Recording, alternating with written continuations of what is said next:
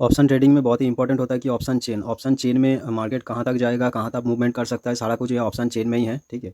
तो option chain में details में जानने के लिए कुछ कुछ पॉइंट चाहिए। सो सबसे इंपॉर्टेंट पॉइंट है कि ओ आई, ओपन इंटरेस्ट, ठीक है। उसके बाद में वॉल्यूम। और ऑप्शन चेन में मैं डिटेल्स में समझा देता हूँ क्या आता है।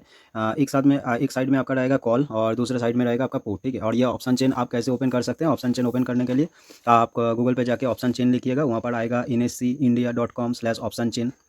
NSE का वेबसाइट रहेगा, वहाँ पर विजिट कीजिएगा। तो वहाँ पर आपका ऑप्शन चेन मिलेगा और इस ऑप्शन चेन में आपका यहाँ पर व्यू ऑप्शन कॉन्ट्रैक्ट्स करके जो लिखा है, यहाँ पर कौन सा कॉन्ट्रैक्ट्स पे आप ट्रेड करना चाहते हैं उसका ऑप्शन चेन यहाँ पर रहेगा, इसके रिगार्डिंग ट्रेड कर सकते हैं। तो इसमें आपको सिलेक्ट करना पड़ेगा Nifty, bank Nifty, fin Nifty, कौन से में आप ट्रेड करना चाहते हैं। आप निफ्टी में करना चाहते हैं तो Nifty, fin Nifty, bank Nifty, mid cap, ठीक है। और भी बहुत सारा यहाँ पर 4 टोटल ऑप्शन होगा।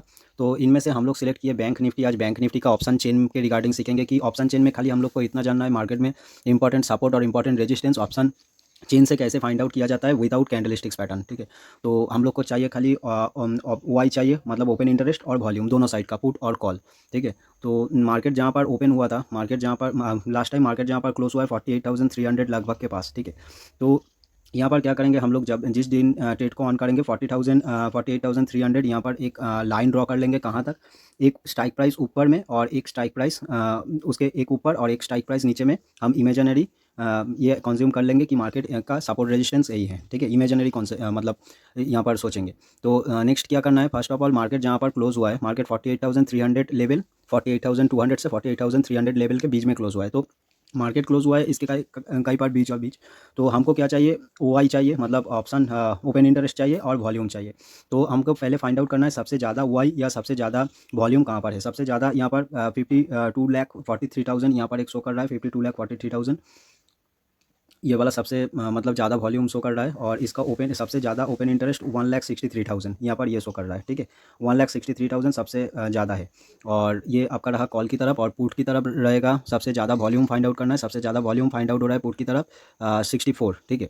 और वाई फाइंड आउट करना है, सबसे ज़्यादा वाई कहाँ मिल रहा है, सबसे ज़्यादा वाई यहाँ पर मिल रहा है। यानी कि मार्केट का जो ये पुट जो होता है और ये कॉल जो होता है, पुट मतलब यहाँ पर सपोर्ट, ठीक है, और कॉल मतलब रेजिस्टेंस, ठीक है। कॉल मतलब रेजिस्टेंस और पुट मतलब सपोर्ट। पुट का वॉल्यूम कहाँ है कि 48,000 में। तो 48,000 में पुट का वॉल्यूम ज़्यादा है, यानी कि मार्केट 48,000 को ब्रेक नहीं करेगा। ये जो 48,000 का लेवल होगा, यहाँ पर मार्केट 48,000 को ब्रेक नहीं करेगा, ठीक है। और मार्केट कहाँ तक ऊपर जाएगा? मार्केट ऊपर जाएगा कि 49,500, ठीक है। सपोज कीजिएगा 49,500। क्यों 49,500? क्योंकि यहाँ पर ओपन इंटरेस्ट सबसे ज़्यादा है, मैक्सिमम जाएगा 49,500। और वॉल्यूम कहाँ सबसे ज़्यादा है? 48,300 में, ठीक है। तो मार्केट 48,000 से लेके अगर वॉल्यूम को कंसीडर करेंगे तो मार्केट 48,000 में वॉल्यूम सबसे ज़्यादा है। और यहाँ पर 48,300 पे सबसे ज़्यादा है। और मार्केट 48,000 से लेके 48,300 के बीच में ही मार्केट रहेगा। ये होगा इंपॉर्टेंट सपोर्ट रेजिस्टेंस। अगर ये वाई शिफ्ट हुआ, सबसे ज़्यादा जो जहाँ पर वाई था, ये वाई अगर टाइम के साथ में शिफ्ट हुआ, यानी कि वाई शिफ्ट हो रहा है नीचे की तरफ, ठीक है। तो तब क्या होगा? वाई शिफ्ट होने के लिए ये वॉल्यूम भी शिफ्ट होना पड़ेगा। अगर ये वॉल्यूम भी शिफ्ट हुआ, वाई भी शिफ्ट हुआ, तो 48,000 जो हमारा सपोर्ट था, वो सपोर्ट भी शिफ्ट हो जाएगा। कहाँ पर शिफ्ट हो जाएगा? जहाँ पर वाई जिस तरह मूवमेंट कर रहा है, यानी कि हम लोग का जो नीचे सपोर्ट हुआ था, वहाँ पर से मार्केट और भी नीचे जाएगा, यानी कि मार्केट में एक बेहतर डाउनफॉल आएगा, ठीक है। तो अगर विदाउट मतलब strong support and resistance find out करना है, तो सबसे पहले आपको देखना पड़ेगा वाई कॉल का, ठीक है, कॉल साइड का वाई और पुट साइड का वाई, दोनों साइड का वाई देखेंगे। वाई में ज़्यादा डिफरेंस कहाँ है? अगर वॉल्यूम और वाई एक ही साथ में एक ही लाइन में आ रहा है, सपोज यहाँ पर वॉल्यूम आया और उसके बाद में वॉल्यूम देखना है, दोनों साइड का वॉल्यूम देखना है, ठीक है। तो वाई और वॉल्यूम दोनों साथ में एक ही मतलब स्ट्राइक प्राइस पे रहा, यानी कि सपोज 48,500 पे वाई भी ज़्यादा है, वॉल्यूम भी ज़्यादा है, तो यहाँ वहाँ पर जो कॉल के लिए क्या होता है? कॉल के लिए होता है रेजिस्टेंस, मतलब वहाँ पर मार्केट का जो रेजिस्टेंस रहेगा, वो रेजिस्टेंस मार्केट में ब्रेक नहीं होगा।